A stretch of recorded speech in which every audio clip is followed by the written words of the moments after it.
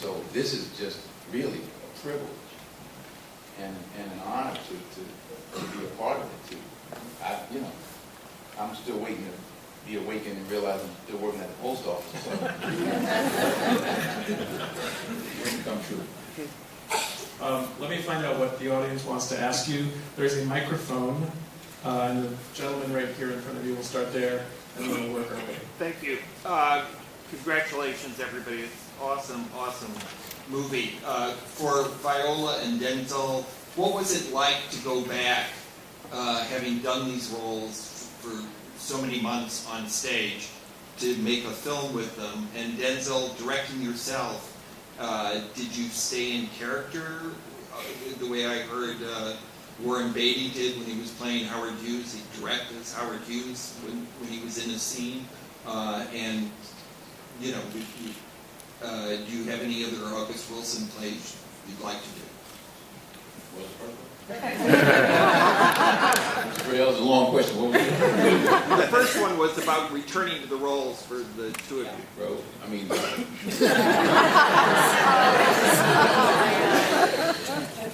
It's really funny because I always have something to say, and for some reason with this piece I have nothing to say, which is interesting. I don't know. A therapist could maybe evaluate that. But I just didn't want to do it by rote. You know, I felt like I already knew it, and I felt like that was a trap. So there were times I would keep repeating a line, and I would emphasize different words just to wake me up. And then it was a chance and an opportunity to fix some things that I never got right on stage, and that was the last piece with Corey. Never got it on stage. I mean, literally, there was one day for hours we went through the scene over and over and over again. I said, at some point I'm going to get it. I went to Juilliard. I'm going to get it. Never got it. Until I did the movie. What did you feel like you weren't getting right? What was it about the... You know when you're not getting it right. You know that when you're coasting, every time I would get to that scene, every single night, I would want it to be over. That was my internal monologue. I can admit that now because it's over. But I just let it be over. Let it just be over because nothing is happening. And I think, to be honest with you, one of the reasons why I didn't get it is because I said, okay, she did all of this because she wanted this baby? Really? She didn't want like a great job at a bank? And then I became a mother after that.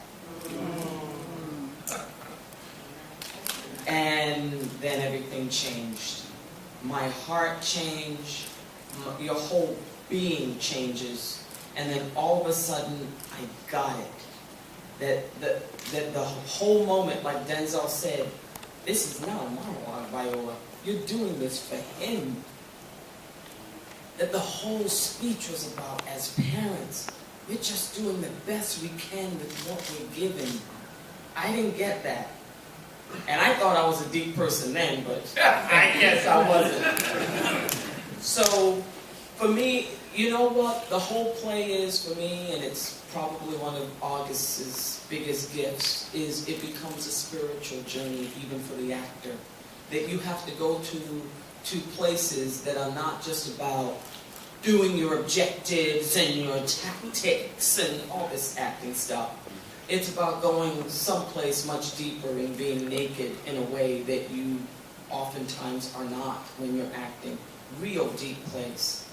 And that's what the film afforded me, if that answers the question. And film is right here. So we don't have to reach back there now because the camera's right here. And if the two of us are talking, the camera's right here. Now you don't have to. It's actually more naturalistic. Within the scene, you don't get to have the life of the play, obviously, in one day in the film, but within that each scene, it's more naturalistic acting than on stage, especially on Broadway. In directing, directing yourself? Four takes, let's move on.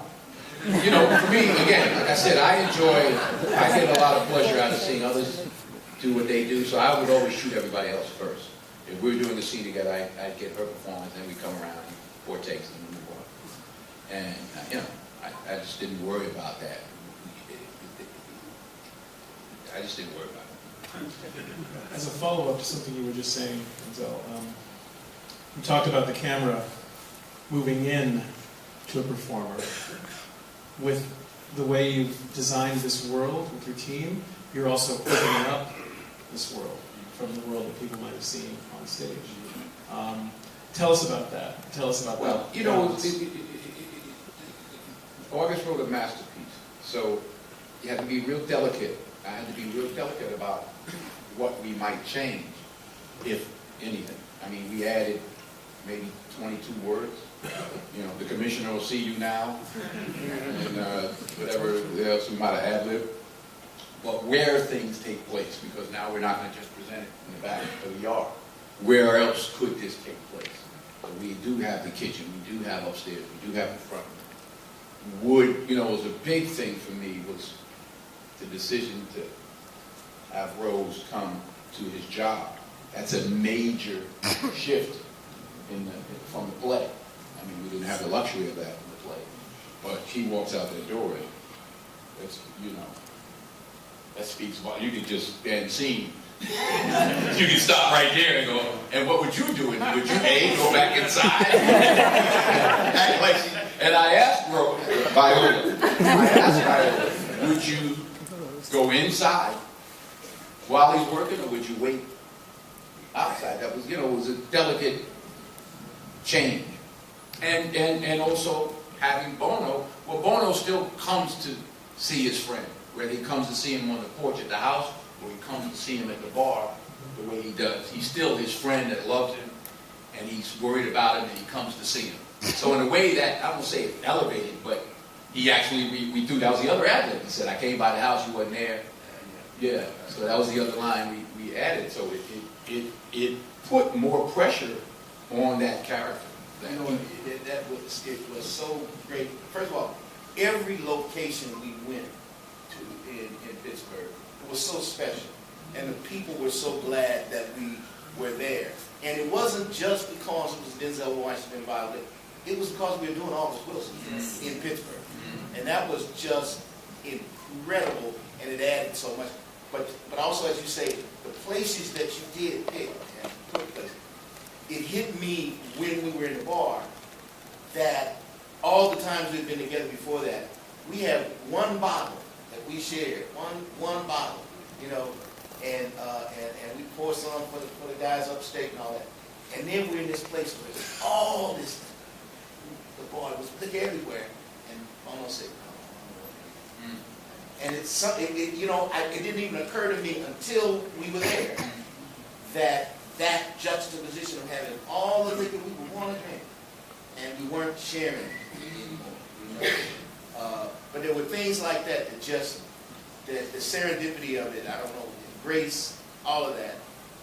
We knew that it was mission-oriented work. And I got to say, you know, Denzel get maybe embarrassed, but I mean, he is just one of the most beautiful human beings. I got to tell you this. I had a hip replacement a few months before we were going to shoot this, and he was shooting Magnificent Seven, and he called me and he said, "Man, you laying there worried about if you can do this, right?" And you remember this, man? You said you worried about getting up and down on that garbage truck. I said, "Yeah, man, I am. I'm concerned. You worried about if we can dump that garbage and walk that hill and this and that." He said, "Man, this is a movie, man. I take care of that." now, of course, that made me want to go to my rehab every day.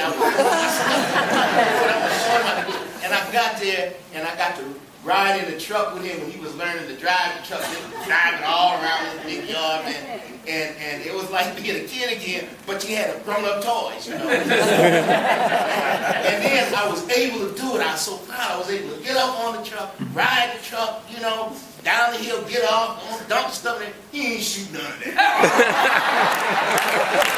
I'll